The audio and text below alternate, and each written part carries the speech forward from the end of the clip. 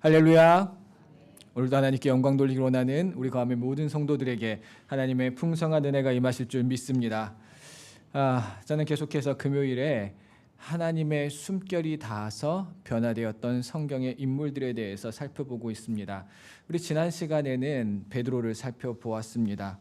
베드로는 그 수많은 세상의 압박 가운데서 세상의 압박에 굴복한 것이 아니라 내가 하나님 앞에 서 있다라는 것을 분명하게 알았기에, 또 그가 성령에 충만하였기에 그들의 말을 따르는 것이 아니라 하나님의 말을 따르겠노라 선포하였고 변화된 놀라운 역사를 보여주었습니다.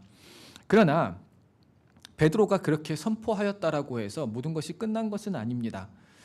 그 당시에 산헤드린 공의원은 이 베드로를 어떻게 처벌할 방법이 없습니다. 못된 짓을 한 것도 없었고 그를 어떻게 함정에 빠뜨리고자 했던 어떠한 장치들도 없었기 때문에 별로 할 수 있는 게 없었습니다. 그래서 협박해서 내보내는 것이 다였습니다. 이 사도들이 잡히고 나서 오히려 교회는 열심히 더욱더 기도하였습니다. 그리고 오히려 그곳에서 복음을 선포하였기 때문에 믿는 사람들이 더욱더 날로 더해갔습니다. 그들이 아무리 믿음의 사람들을 공격한다 할지라도 믿음의 사람들은 흔들리지 않고 그 신앙을 굳세게 더 붙잡아 나아갔습니다.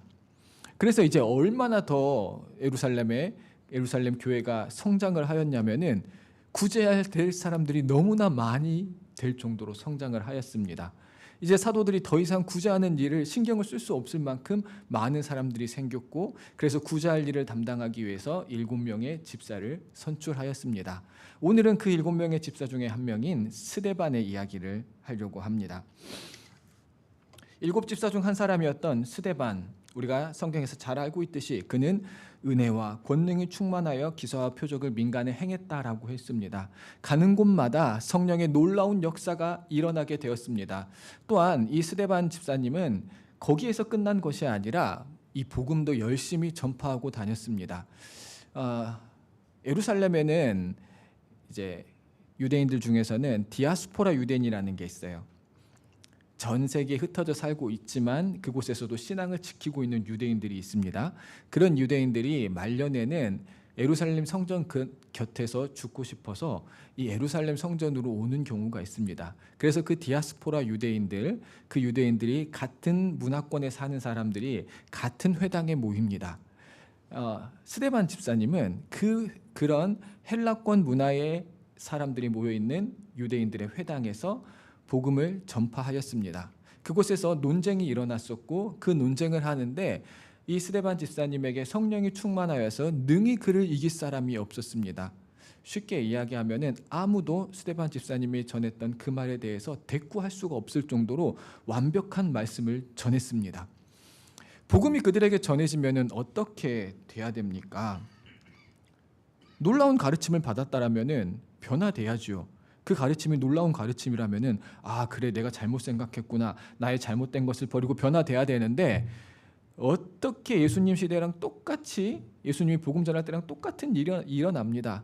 그 말씀을 듣고 변화되기는커녕 어떻게 죽일까, 이 스데반을 어떻게 죽일까라고 생각하였습니다. 그들은 이 디아스포라 유대인들, 이 회당에 모였던 유대인들이 스데반 집사님을 죽이기 위해서 음모를 꾸밉니다. 돈으로 사람을 매수해서 증인을 세웁니다. 증인의 증언이 있어야 신성모독으로 죽일 수 있기 때문이죠. 스데반 집사님을 신성모독으로 죽이기 위해서 거짓 증거자들을 섭외해서 베드로를 압박했던 그 산헤드린 공의회에 고발을 합니다. 그리고 이 스데반 집사님이 산헤드린 공의회에 서게 됩니다.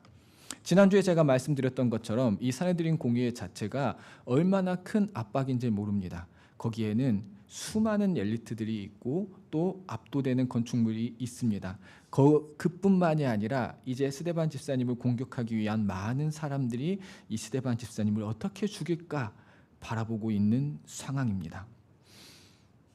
악한 자들은 악한 자들과 결탁하여서 더욱 무서운 계략으로 믿음의 사람을 압박하고 있습니다. 그리고 이 스데반 집사님은 이제 죽음의 공포 앞에 서 있습니다. 신성모독이라는 죄는 이미 그들이 죽이고자 한다라면은 그 재판의 결과는 정해져 있고 죽음밖에 남지 않았다라는 것을 이 스데반 집사님은 알고 있었을 것입니다. 어마어마한 죽음의 공포 앞에 서 있습니다. 죽음의 공포는 사실 제정신이 아니게 만듭니다. 나의 모든 것을 빼앗는 공포와 같습니다. 심리학자이자 정신과 의사인 빅터 프랭클이라는 사람의 저서 죽음의 수용소에라는 저서가 있습니다.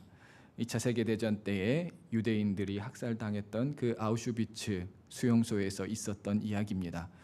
그 당시 유대인 지식인들은 이런 일이 생길 것을 알고 전쟁이 터지고 대부분 외국으로 도망을 쳤습니다.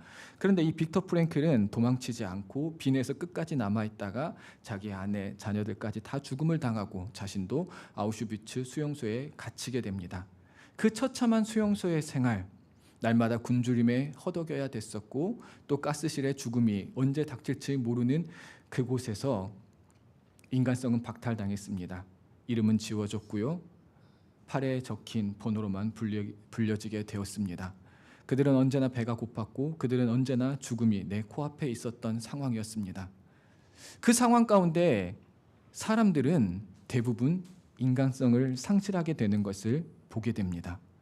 모두들 짐승처럼 변합니다. 이 죽음의 공포 앞에서 거의 대부분의 사람들은 다 악해지게 되었습니다.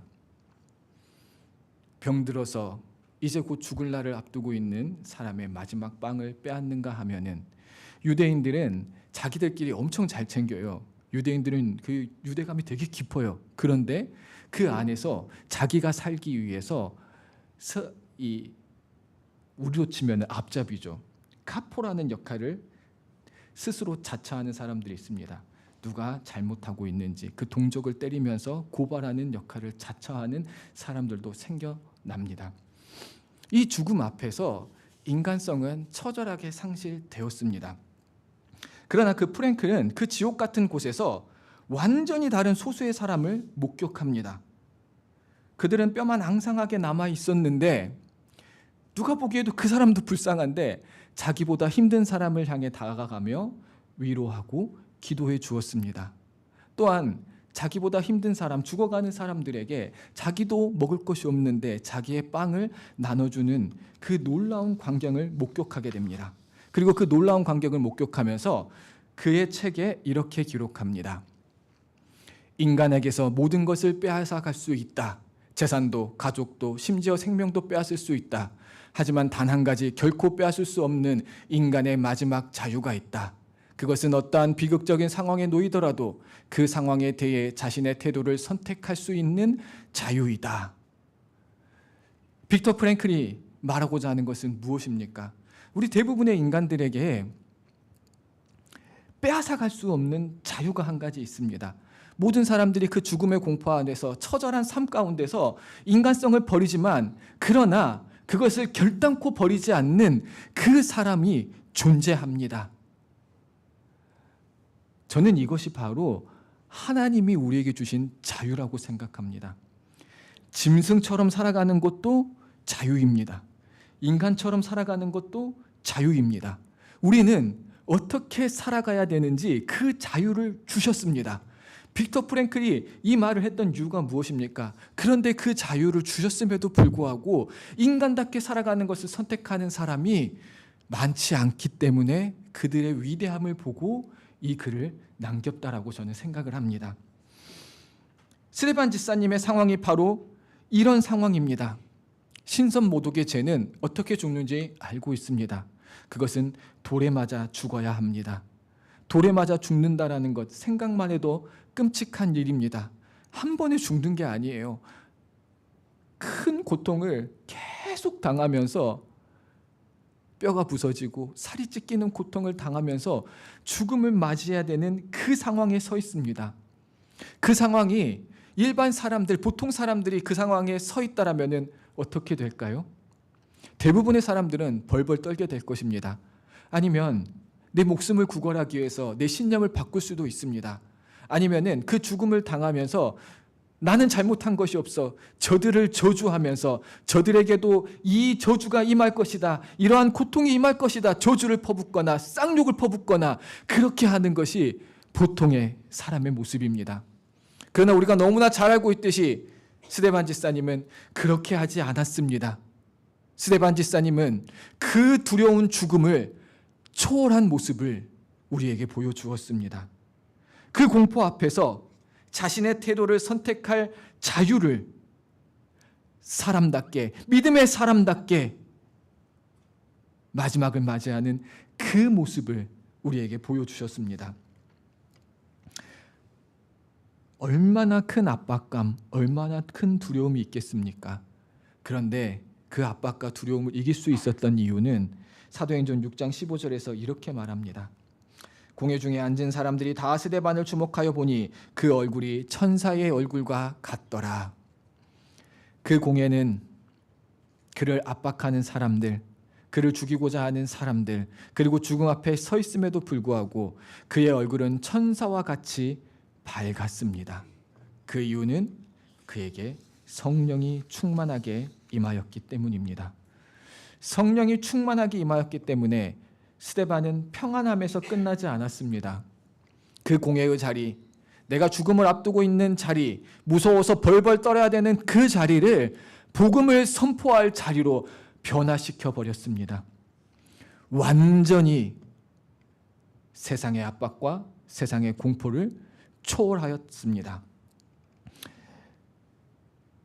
이 세상을 초월하는 모습을 보여주었습니다. 성령이 충만한 사람, 하나님의 숨결이 닿아서 성령이 충만한 사람은 이 세상을 초월할 수 있게 됩니다. 그렇다면 구체적으로 우리 스데반 집사님이 어떻게 이 세상을 초월하였습니까?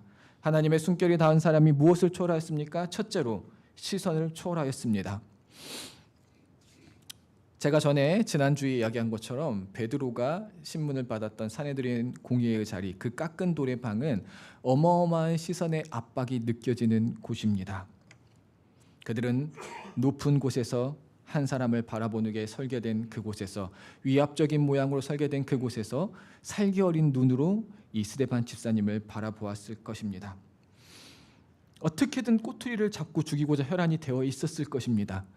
그런데 그가 벌벌 떨어야 되는데, 그가 죽음 앞에 공포를 느껴야 되고 우리 앞에 기죽어야 되는데 기죽지 않고 담대하게 하나님의 말씀을 선포합니다. 담대하게 복음을 선포합니다. 그런데 그 말씀을 듣고도 그 앞에 놓여있던 사람들은 변화되지 않습니다. 54절의 말씀을 보면 그들이 이 말을 듣고 마음에 찔려라고 되어 있습니다. 마음에 찔림이 있었어요. 그 마음에 찔림이 있었는데도 전혀 변화되지 않았습니다. 이 찔림이라는 단어가 무엇이냐면요, 이 단어 되게 무서운 단어예요. 톱으로 썰어내다라는 뜻을 가지고 있어요. 그래서 어떻게 찔리냐면은 우리 요즘에 하는 말로 하면은 멘탈이 갈기갈기 찢겼다, 이런 뜻이에요. 이 말을 듣고 나니까 이 스데반을 어떻게 해야 되겠는데 내가 이 말에 대꾸할 수가 없다라는 거예요. 대꾸할 수 없을 정도로 옳은 말을 했다라는 거예요. 그래서 이 말을 듣고 마음이 찔렸습니다. 마음이 찔리면은 어떻게 해야 됩니까? 이 마음에 찔려라는 단어가 사도행전에 한 번 더 나온 적이 있습니다. 베드로가 오순절 마가의 다락방에 성령이 충만하여서 복음을 선포합니다. 복음을 선포하는 그 자리에 많은 사람들이 그 복음을 듣고 나서 내가 잘못 믿었구나, 내가 잘못 알았구나, 그들의 마음이 찔렸습니다. 그리고 그들에게 나타났던 변화는 우리가 무엇을 할꼬? 이 말씀을 듣고 마음에 찔리면은 내가 무엇을 해야 되지? 내 행동이 어떻게 변화돼야 되지? 나는 앞으로 어떻게 살아야 되지? 이 변화가 일어나야 되는데 지금 이 악한 자들은요, 마음에 찔렸는데 변화가 일어나지 않았습니다. 이 악한 자들은 어떻게 하였습니까? 이를 갈았습니다. 내가 오늘 저놈을 반드시 죽여버리겠다. 악한 자들은요, 말씀을 듣고도 변화되지 않아요. 오히려 그 말씀을 선포한 사람들을 어떻게든지 세상에서 파묻어 버리려고 합니다. 그 살깃띤 분노의 시선을 이제 이를 갈면서 스데반에게 보내고 있습니다. 유대인들의 권력자들, 그리고 지식인들, 엘리트들, 수많은 사람들이 한 사람을 죽이기 위해 시선을 보내고 있습니다. 여러분 한번 상상을 해보십시오. 그 시선이 한 사람에게 집중되었을 때 어떤 기분이겠습니까? 여러분, 제가 만약 설교하다가 한 명을 뚫어지게 쳐다보고 있어요. 그 시선을 느꼈어요? 그러면 그분 어때요? 뭐지? 내가 뭐 잘못했나? 한 사람의 시선만으로도 우리는 그렇게 시선을 신경을 씁니다. 길 가다가 누가 나를 계속 뚫어지게 쳐다봐요. 뭐지? 내 얼굴에 뭐가 묻었나? 사람은 이 시선에서 자유로울 수가 없습니다. 이 시선에서 자유로울 수 없는 것을 나타내는 문학 작품이 도스토옙스키의 죄와 벌에서 그 주인공 라스콜리코프가 살인을 저지릅니다.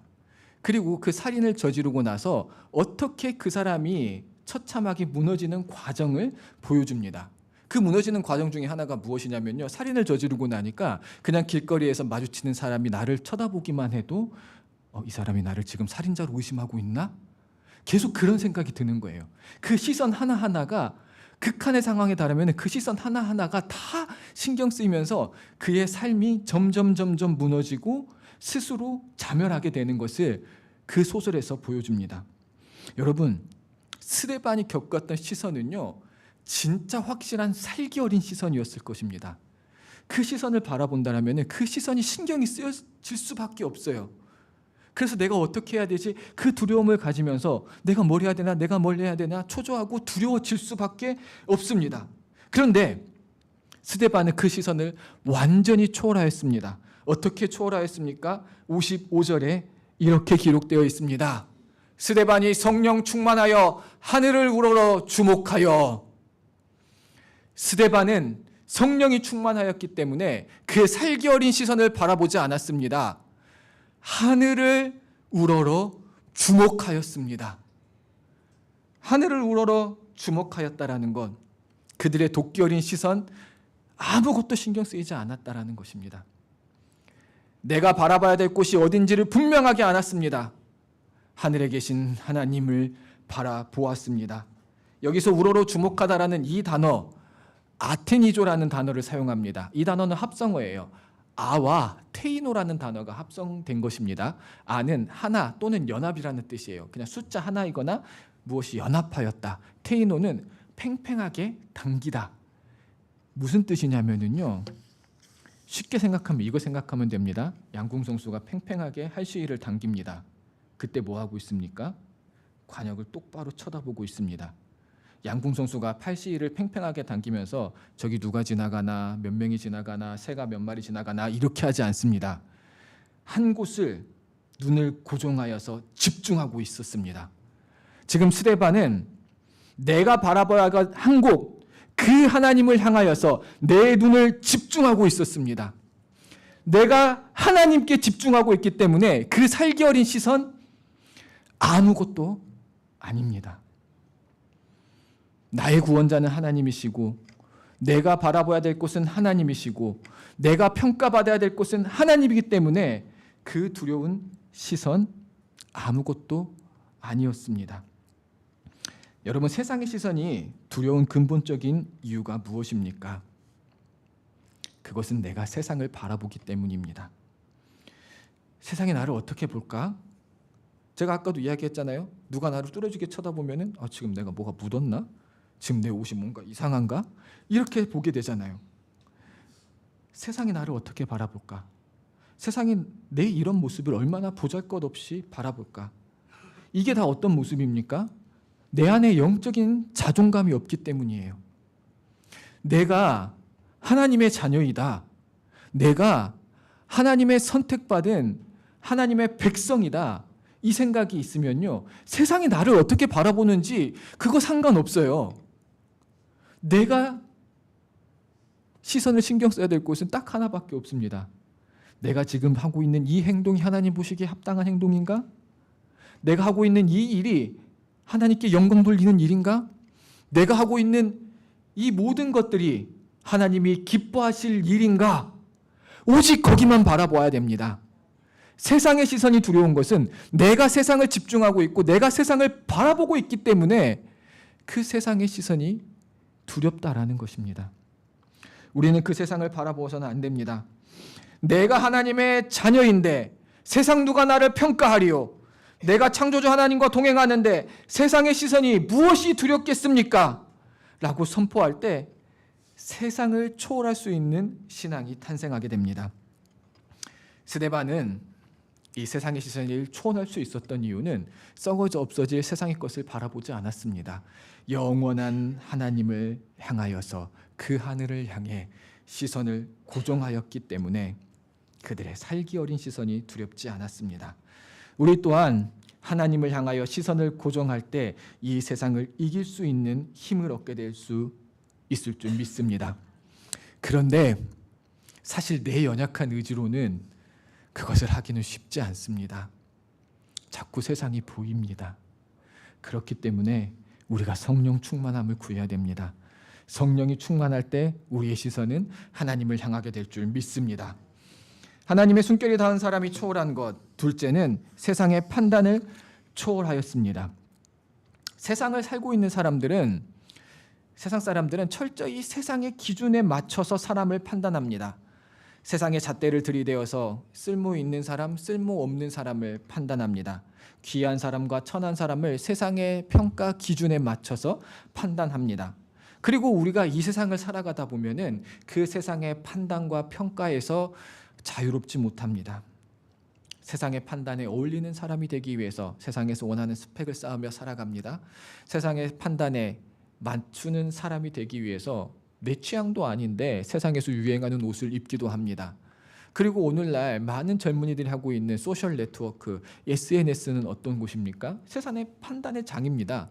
내가 세상에서 보기에 이렇게 멋진 사람이야를 자랑하는 곳입니다. 나 이런 옷을 입는다. 나 이런 명품을 가지고 있다. 나 이런 차를 타고 있다. 나 이런 음식을 먹는 사람이다. 세상에서 나를 자랑하는 공간. 그런데 반대로 생각하면 무엇입니까? 세상의 판단대에 서 있는 공간이 바로 이 SNS입니다.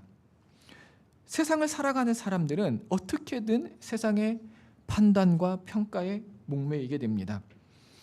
그런데 오늘 본문에서 이 스데반 집사님은 세상의 판단으로 제거될 사람으로 판단되었습니다. 신선모독한 사람, 그래서 사형받기에 합당한 사람, 이 자리에서 제거돼야 될 사람으로 판단되었습니다. 그래서 이 스데반이 성 밖으로 끌려가서 돌에 맞았습니다. 성 밖으로 끌려가서 돌에 맞았다라는 것은 성경에서 보면은 신성모독한 중재인들에게 하는 일입니다. 너는 세상에서 사라져 버려야 될 사람이다. 너는 쓸모없는 자다. 세상의 기준으로 너는 맞지 않는 자다. 그러나 이 스데반이 하늘을 우러러 하나님을 바라볼 때 무엇을 보았습니까? 하나님의 찬란한 영광을 보았습니다. 예수님께서 하나님의 우편에 서신 것을 보았습니다. 성도 여러분, 지금 산헤드린의 대법관, 그 당시에 최고의 법률기관에서는 너는 죽을 자다라고 평가하였지만 그때 하늘의 문이 열리고 우주의 심판자이신 우리 주 예수 그리스도께서 그 스데반을 대변하기 위해서 일어서셨고 그 스데반을 응원하기 위해서 일어서셨습니다. 너는 잘못하지 않았다. 너에게 하늘의 영광을 주노라라고 그에게 알려주셨다라는 것입니다. 세상의 판단에서는 너는 쓸모없는 자라고 하지만 우리가 하나님의 뜻대로 살아간다라면은, 우리가 하나님의 말씀대로 살아간다라면은, 예수 그리스도의 길을 따라간다라면은요, 그때 하나님의 판단은 일어서셔서 우리를 대변하시고 우리를 칭찬하시고 우리에게 영광을 부어주실 것을 믿으시길 바랍니다. 성도 여러분, 우리가 때로는 세상에서 조금 인정받지 못할 때가 있습니다. 그런데 세상의 인정이 뭐 그리 대단합니까? 만왕의 왕이시고 온 우주의 창조자이시고 만군의 여호와께서 우리를 인정하시는 것, 그 여호와의 영광이 우리에게 임하는 것, 그것보다 귀한 것이 무엇이 있겠습니까? 우리는 직장에서, 세상에서, 때로는 가정에서조차 믿었던 사람에게 인정받지 못하고 억울하게 오해받고 판단받을 때가 있습니다. 그런 일들로 밤잘 설치실 필요가 없습니다. 세상의 얄팍한 잣대와 판단에 여러분의 귀중한 영혼을 가두실 필요가 없습니다. 우리는 그 판단 바라볼 필요가 없습니다. 우리가 바라봐야 될 판단은요, 내 시선을 하나님께 고정하고 하나님의 판단을 바라보아야 합니다. 하나님 보시기에 합당한가? 하나님 보시기에 영광 돌린 삶을 살아가고 있는 것인가? 세상의 스펙이 조금 모자란다고 낙심할 필요 없습니다. 그리스도를 따르는 삶은 비록 세상에서 억울하게 정죄를 받는다 할지라도 예수님께서 친히 보좌에서 일어나셔서 잘했다 칭찬하고 그를 기다려주시고 영광스러운 삶으로 확증해 주시는 삶이 될 줄 믿습니다. 썩어 없어질 세상의 헛된 스펙을 쫓아 살아가지 마시기 바랍니다. 하나님이 보시기에 합당한 하늘의 상급을 쌓으시기 바랍니다. 세상의 영광을 쫓아 살아가지 마시기 바랍니다. 하나님의 영광이 우리 영혼에 충만하게 임하는 그날까지 세상의 평가를 가볍게 뛰어넘고 초월할 수 있는 그 신앙을 소유하시기 바랍니다. 하나님의 숨결이 닿은 사람이 초월한 것, 셋째는 미움과 죽음을 초월하였습니다. 스데반이 당했던 투석형, 상상을 초월하는 고통스러운 형벌입니다. 그의 제목은 신성모독이었고 율법에서 기록된 가장 잔혹한 절차로 죽음을 맞이해야 됐습니다. 성경에 나와 있지는 않지만 이스라엘의 율법 구전서인 미시나 사네드린의 6장 4절에서 신성모독을 어떻게 죽여야 되는지 자세하게 설명하고 있습니다. 투석형을 받은데 그냥 투석형을 받는 게 아닙니다. 사형에 선고된 그 사람은요, 성문 밖으로 끌고 나갑니다. 그리고 사람의 키의 2배 정도 되는 높이에서 그 사람을 얼굴부터 또는 가슴부터 떨어질 수 있도록 첫 번째 증인이 강하게 밀어서 떨어뜨립니다. 그런데 밀어서 떨어졌는데 죽지 않으면요, 두 번째 증인, 두 사람의 증언으로 판결을 할 수가 있잖아요. 두 번째 증인이 들기 힘든 큰 돌을 가지고 그의 가슴을 향해 돌을 던집니다. 그 돌을 던졌는데도 죽지 않으면요, 거기에 모여있던 모든 회중이 돌을 들고 그 사람이 죽을 때까지 돌을 던져야 합니다. 쉽게 죽지 않는 거죠. 한 번에 죽지 않아요. 돌을 맞는 고통이 얼마나 큽니까? 그런데 그 고통을 죽을 때까지 느껴야 돼요. 뼈가 부서지고 살이 찢겨나가고 계속 그 강한 돌의 고통을 겪어 나가야 됩니다. 그 정도의 고통을 겪으면요, 보통 사람은 악에 바칩니다. 악에 바치기 때문에 너무 힘들어서, 이 멘탈이 약한 사람은 너무 힘들어서 벌벌 떨면서 울면서 제발 이 고통이 끝나기를 바라거나 목숨을 살려달라고 구걸할 것입니다. 정말 멘탈이 강한 사람은요, 악에 바쳐서 주님, 제가 뭘 잘못했습니까? 나는 복음을 전한 죄밖에 없는데 나에게 왜 이런 고통을 주십니까? 저들을 저주합니다. 저들에게도 심판이 임하게 하시옵소서. 이런 소리가 나올 수밖에 없습니다. 그런데 그 억울한 죽음 앞에서 스데반의 입에서 원망의 말이 한마디도 나오지 않습니다. 그 마지막 핏방울이 떨어져서 그의 목숨이 꺼져가는 그 순간에서도 스데반은 무엇을 하였습니까? 하늘을 향해 무릎을 꿇고 기도하였습니다. 주여, 이 죄를 그들에게 돌리지 마옵소서. 고통스러운 순간에 짐승처럼 비명 지르지 않았습니다. 왜 당신의 복음을 전하였는데 내가 죽어야 됩니까? 원망하지 않았습니다. 그렇게 나에게 돌을 던지는 악한 자들을 저주하지 않았습니다. 그 순간에, 그 마지막 순간까지 용서의 기도를 했습니다. 왜 용서의 기도를 할 수 있었습니까? 성령 충만한 것 그 이전에 한 가지가 있습니다. 예수님의 사랑을 그가 분명히 알았기 때문입니다. 예수님께서는 죽을 수밖에 없는 우리 죄인들을 위해서 그 목숨을 내어주셨습니다. 그 목숨을 내어주시면서 마지막에 한 기도가 무엇이었습니까? 주님, 저들은 저들이 하는 짓을 알지 못하나이다. 저들을 용서하여 주시옵소서. 그것이 바로 예수님의 기도였습니다. 스데반은 그 예수님의 사랑을 분명하게 알았기 때문에 마지막까지, 자기가 할 수 있는 마지막 순간까지 그 사랑을 실천한 것입니다. 저들이 나를 억울하게 죽이고 저들이 나를 함정에 빠뜨려서 거짓 증인을 세워서 나를 죽이고 있지만 나는 저들이 그래도 예수를 믿고 복음을 받고 용서받기를 원합니다. 마지막 순간까지 기도하였습니다. 그가 성령에 충만하였고 예수 그리스도의 사랑을 알았기 때문에 그는 죽음까지 초월할 수 있었습니다. 성경은 그리고 이 돌에 맞아 피투성이가 되어 죽었던 스데반을 향하여 비참하게 죽었다라고 기록하지 않습니다. 이 말을 하고 자느니라, 자니라. 온몸의 뼈가 으스러지고 살점이 떨어져 나가는 그 처참한 그 죽음의 현장을 바라보며 자니라, 평온하게 잔다라고 표현했습니다. 잠들었다라는 말은 무엇을 의미합니까? 다시 깨어날 때가 있다라는 것을 말합니다. 그 죽음은 세상 사람들이 바라보기에는 처참하게 죽었습니다. 처참하게 실패했습니다. 패배한 죽음으로 바라봅니다. 그러나 우리의 성도들이 바라보기에는 그것은 죽은 것이 아니라 잠시 잠들었고 부활의 영광을 기다리고 있다는 사실을 우리에게 분명히 보여줍니다. 예수님께서 사망 권세를 깨뜨리고 부활의 첫 열매가 되셨기 때문에 우리는 그 믿음을 가지고 있습니다. 그 죽음은 헛된 죽음이 아니라 부활을 기다리는 평안한 잠이라는 사실을 우리는 알고 있습니다. 이제 주님을 따르는 사람, 성령의 숨결이 닿은 사람은 그 세상에서 가장 무서운 죽음마저도 초월하게 됩니다. 사랑하는 성도 여러분, 이제 말씀을 맺겠습니다. 성령의 숨결이 닿아서, 하나님의 숨결이 닿아서 놀라운 역사를 일으켰던 사람 스데반, 세상의 시선을 초월하였고 세상의 판단을 초월하였으며 끝내 미움과 죽음까지 초월하며 영광스럽게 잠드는 광경을 우리는 살펴보았습니다. 세상의 눈으로 보면 스데반의 죽음은 허무합니다. 실패처럼 보입니다. 예루살렘 교회의 촉망받는 리더가 그냥 꽃도 피우지 못하고 죽은 것처럼 보입니다.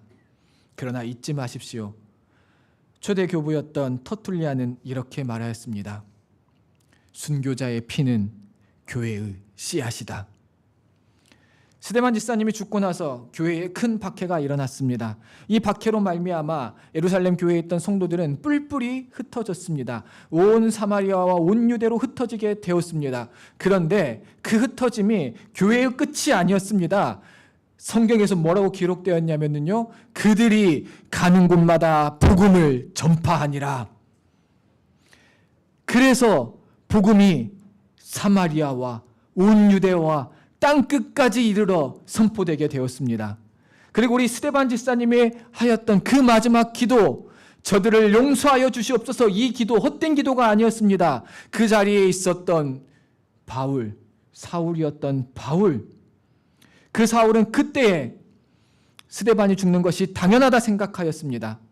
그러나 스데반의 그 기도로 말미암아 하나님께서는 그 사울을 용서하였고 그 사울을 다메섹 도상에서 불렀고 그 사울을 통하여서 놀라운 역사를 일으켰습니다. 여러분, 세상에 보기에 헛된 것, 하나님께서는 그거를 통하여서 놀라운 역사를 일으킵니다. 우리에게도 이 하나님의 숨결이 임하실 줄 믿습니다. 우리는 이제 스데반처럼 돌에 맞아 죽는 순교의 상황을 맞이하지 않습니다. 그러나 우리에게도 날마다 이런 일들이 일어날 수 있습니다. 매일매일 내 자존심을 찌르는 타인의 시선 앞에 서야 할 때가 있습니다. 나를 쓸모없다고 평가하는 세상의 판단에 직면해야 될 때가 있습니다. 나를 억울하게 상처 주고 수많은 미움과 갈등의 돌을 던지는 사람들이 있습니다. 내 힘으로는 도저히 이겨낼 수 없고 내 힘으로는 도저히 용서할 수 없고 내 의지로는 이 압박을 이겨낼 수 없을 것 같을 때가 있습니다. 그러나 우리는 하나님의 성령을 약속받은 사람이고 이미 예수 그리스도를 믿음으로 말미암아 성령이 우리에게 임하셨습니다. 이제 그 성령이 충만함이 필요합니다. 그 성령의 충만함이 임하셨을 때 우리는 이 세상의 잣대와 억울한 시선에 상처받아 웅크리고 있는 자가 되는 것이 아니라 이 세상의 모든 시선을 이겨내고 세상의 판단을 초월하고 세상에 있는 미움과 죽음까지도 초월하는 놀라운 역사가 우리 가운데 일어나게 될 줄 믿습니다. 세상의 모든 시선과 압박과 판단을 이겨내고 주여 저들을 용서하여 주시옵소서, 저들에게도 하나님의 놀라운 복음이 임하게 하여 주시옵소서, 이 기도를 할 수 있는 담대한 우리가 되기를 바랍니다. 그러기 위해서 우리의 시선을 주님께 고정하고 나아가시기 바랍니다.